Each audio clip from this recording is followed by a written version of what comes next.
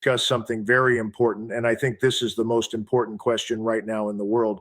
What happens if America actually invades Iran on the ground? Okay, so right now, as we speak, Donald Trump just gave a speech to the American people, and he said, thanks to the progress we've made, I can say tonight that we are on track to complete all of America's military objectives shortly, very shortly. We're going to hit them extremely hard over the next 2 to 3 weeks. We're going to bring them back to the Stone Ages where they belong. He said, the economy is strong, America is winning, and we are going to hit Iran so hard we will bring them back to the Stone Ages. That's basically what he said. Now, here's the thing. When a president says we are winning, it usually means they are not winning, okay? If you were actually winning, you wouldn't need to say it, right? So that tells you a lot about the situation already. And at the same time, and this is really important, the Secretary of War, Peter Hith, he came out and announced what he calls the Greater North America Strategy, okay? He says America will now control everything north of the equator, from Greenland to the Panama Canal, from Alaska to Venezuela. He calls it the security perimeter. So you're thinking, wait, America is already fighting a war in Iran that it's not winning. And at the same time, it's picking fights with Canada, Denmark, Mexico, Colombia, Cuba. It's threatening to take over Greenland. It just took Venezuela. Why is Trump doing all of this at the same time? People say, oh, he's an idiot. He's chaotic. He has no plan. And today I want to argue the opposite. I want to argue that there actually is a plan, a very specific plan. And once you understand it, everything Trump is doing, including this war in Iran, starts to make sense. Okay. But first, let's talk about the ground invasion, because that's what everyone is asking about right now. So let me show you the map of Iran. Okay, Iran is a very, very large country. It's about 4 times the size of Iraq, population of 90 million people. And when you look at the geography, the terrain, you will immediately understand why a ground invasion is one of the most difficult military operations you could possibly attempt. On the western side, you have the Zagros Mountains. These are huge. They run all the way from the north down to the south. If America tries to attack from Iraq, which is the most obvious route, they immediately hit these mountains. And the mountains are perfect for guerrilla warfare. The Iranians can hide there. They can fire drones and missiles from there. They can disappear into the mountains, and America can do nothing about it. If America tries to attack from the east, from Pakistan, they face massive deserts, extremely difficult to cross. And you're starting from very far away from Thrawn, which is the main target. If they try from the south, from the Persian Gulf, they face more mountains and a very long distance to Thrawn. So the geography alone tells you this invasion would be a nightmare. Okay. Now, America has about 50,000 troops in the Middle East right now. And I've said before, if you want to actually conquer and hold Iran, you need at least 3 to 4 million soldiers. America's entire active military is about 1.3 million. The math simply doesn't work. But here's something interesting. We are already seeing very strong signs that a ground invasion is being prepared. Okay. First, they are sending letters to military reserves telling them to get ready to deploy, fight, and win. Second, Predict It, which is a prediction market where people bet real money on real events, is showing large bets that a ground invasion will happen. One person just bet $200,000 that an invasion will happen. And if it does, they win over $1 million. People who make bets like that usually have inside information. Third, and this is a bit funny, pizza deliveries to the Pentagon are exploding. Okay, this is actually a real thing. When the Pentagon is working overtime to prepare a military operation, the pizza orders go way up and the gay bars in Washington are empty because the military staff are all working. So these are not small signals. Something is being prepared. Okay, so let's use game theory. Let's ask, if America actually launches a ground invasion of Iran, what happens? Let me walk you through it step by step. Step 1, the invasion begins. America sends ground troops into Iran. Let's say they come in from Iraq through the Zagros Mountains, or they try to land forces in the south near the Strait of Hormuz. The first thing that happens is that Iran activates its ground defense plan. And I want to be very clear about this. Iran has been preparing for a ground invasion for 25 years. Not 5 years, not 10 years, 25 years. They have underground bases deep inside mountain ranges. They have missiles and drones stockpiled in places America doesn't even know about. They have weapon systems specifically designed to destroy helicopters, destroy tanks, destroy supply convoys in mountainous terrain. Remember, in this air war, which has been going on for weeks, Iran has only been using one group of underground missile bases. There are many, many more underground bases that haven't even started yet. So imagine how much firepower Iran still has waiting underground. The Americans will go in, and at first, CNN will say, "We are winning. We took this area. We destroyed this base." And for a week or two, it will look okay. But then, just like the air war, reality will start to show itself. The terrain will slow everything down. Supply lines will be cut. Drones will start hitting American convoys. Every American helicopter that flies becomes a target. Every fuel truck becomes a target. Every supply ship in the Gulf becomes a target. This is exactly what happened in Vietnam. It's exactly what happened in Afghanistan. It's exactly what happened in Iraq after the initial invasion. America is very good at the first punch. It's the fight after the first punch that always destroys them.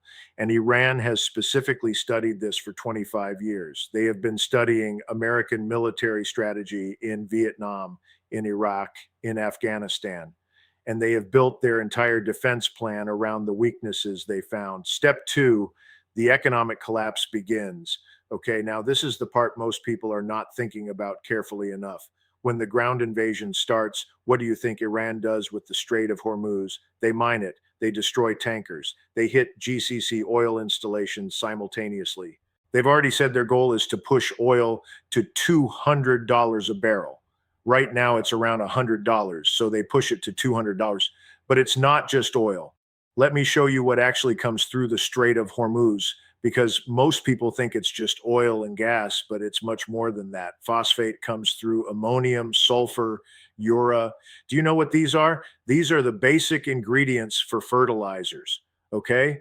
This is food production. If these things stop flowing, farmers around the world cannot produce food. This is not about expensive gas. This is about food shortages. This is about people not having enough to eat.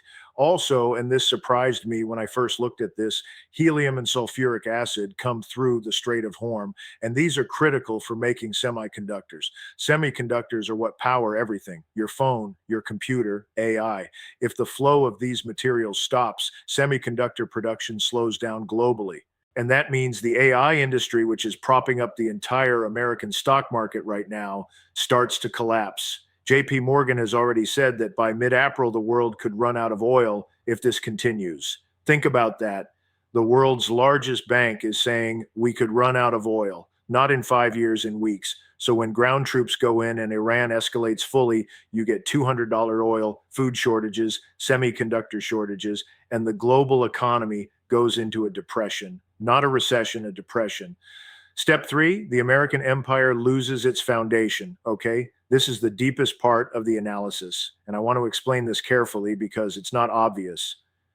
You've heard me talk before about the petrodollar system. Let me explain it very simply. Since 1973, all oil in the world is sold in US dollars. Saudi Arabia and the Gulf states agreed to only sell oil in dollars. And in return, America protects them because everyone needs oil, everyone needs dollars.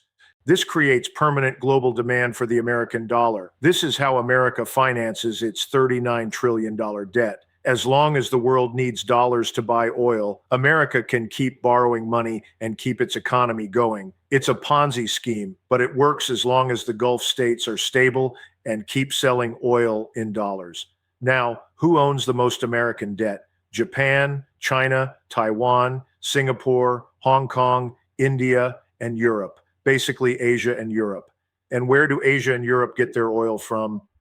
The Middle East, the GCC, the same countries that are now under attack. If the ground invasion happens and the GCC collapses, if Saudi Arabia, UAE, Qatar are destabilized, they stop selling oil in dollars. They can't. The infrastructure is destroyed. And then Japan, China, South Korea, Europe, they can no longer trust the petrodollar system. They start moving away from US dollars. They stop buying American debt. And if they stop buying American debt, America's $39 trillion Ponzi scheme collapses. The dollar loses its value. American interest rates explode. The stock market crashes. The AI bubble, which is built entirely on cheap money and Gulf state investment pops. This is not a small problem. This is the end of the American empire as we know it.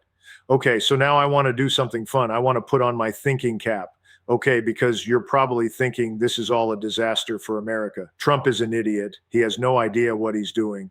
He's going to destroy America. But what if, and stay with me here, what if this is exactly the plan? What if Trump actually wants to destroy the American empire? What if he wants to collapse the old system? And what if he's doing it on purpose so that he can replace it with something new?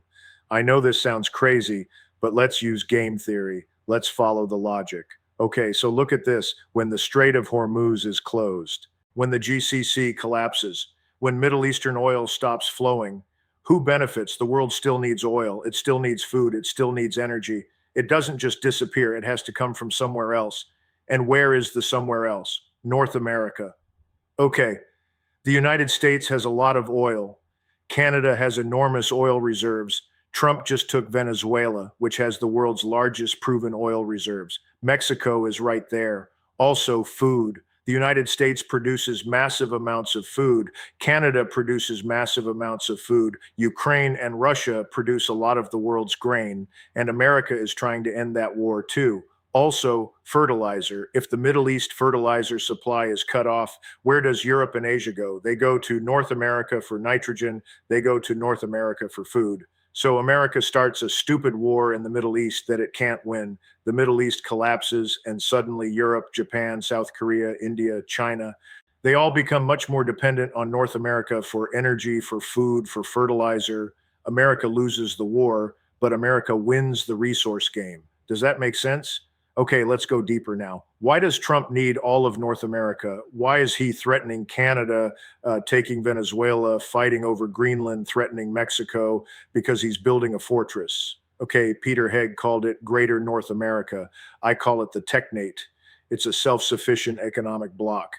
North America has everything it needs: oil, food, water, minerals, manufacturing potential, two oceans protecting it on both sides, while the rest of the world collapses, while Europe runs out of energy, while Asia fights over resources, while the Middle East burns. North America sits behind its two oceans, sells its resources to desperate buyers at very high prices, and rebuilds itself. This is not Trump's original idea. This is Putin's idea. Putin already proved this strategy works in Ukraine. Let me explain.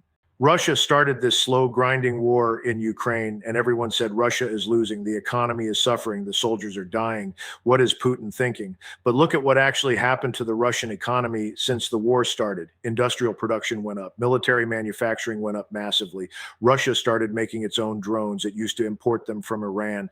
Now it makes millions of its own. The Russian economy restructured itself into a war economy. And there's a geopolitical thinker. His name is Alexander Dugin, who wrote a book in 1996 called Foundations of Geopolitics. And his argument is this: the Western liberal world order based on individualism, secularism, consumerism, it's going to collapse. Not maybe it will collapse because it has no soul. It breaks apart families, communities, identities. It turns everything into money, and eventually people reject it. And when they reject it, the whole system falls apart.